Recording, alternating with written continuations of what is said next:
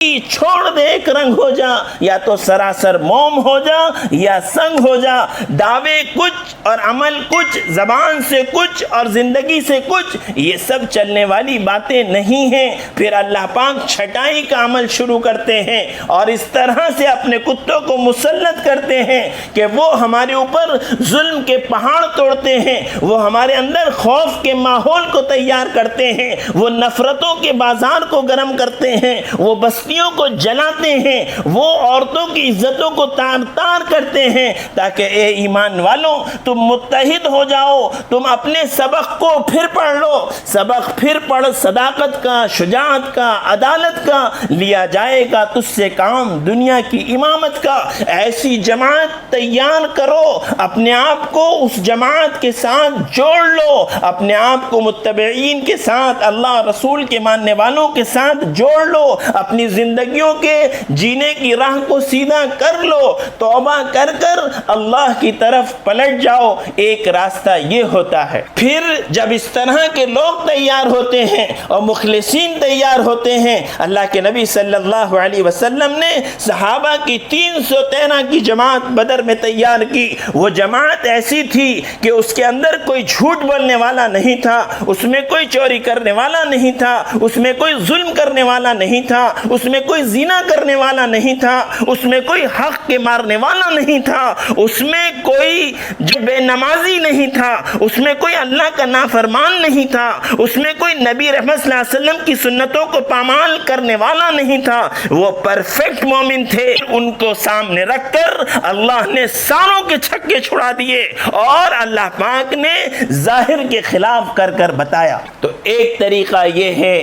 کہ ہم واپس اس دین کو اپنا لیں، اپنی زندگی کو صرف محبت کے دعووں سے نہیں بلکہ اپنی عملی زندگی سے اسلام کو پیش کریں، اسلامی معاشرے کو بتائیں، اسلامی تجارت کو بتائیں، اسلامی عدل و انصاف کو بتائیں، اسلام میں انسانی حقوق کیا ہیں اس کو اپنی عملی زندگی سے بتائیں۔ اور دوسرا کیا ہے کہ دوسرا یہ ہے کہ اگر نہیں مانتے ہیں اور نہیں پلٹتے ہیں اور نہیں سدھرتے ہیں اور نہیں جینے کی راہ کو سیدھا کرتے ہیں، نہیں اسلامی تعلیمات کو اپناتے ہیں، اپنی منمانی، اپنی خواہشات اور اپنی جی کے چوچلوں میں لگے رہتے ہیں، تو پھر بھیڑیے کا لقمہ بننے کے لیے تیار ہو جائیں۔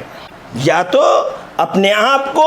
کامل فرمانبرداروں میں شامل کرنا ہوگا یا پھر بھیڑیوں کا لقمہ بننے کے لیے تیار ہونا ہوگا کہ بھیڑیا اپنا منہ کھولے بیٹھا ہوا ہے، ایسے سارے لوگوں کو نوالا بنایا جائے گا جو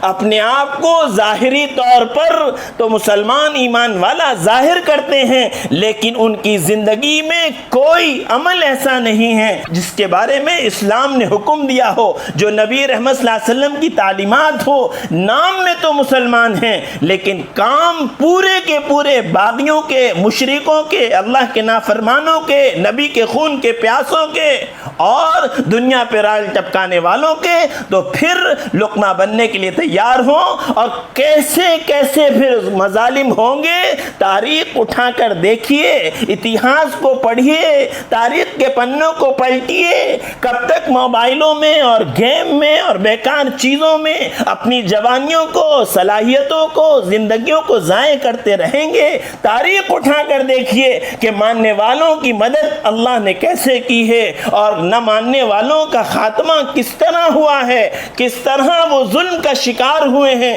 کس طرح وہ بھیڑیوں کے نوالے بنے ہیں اور کس طرح ان کے اوپر تشدد برپا ہوا ہے۔ یہ کوئی نئی بات نہیں ہے۔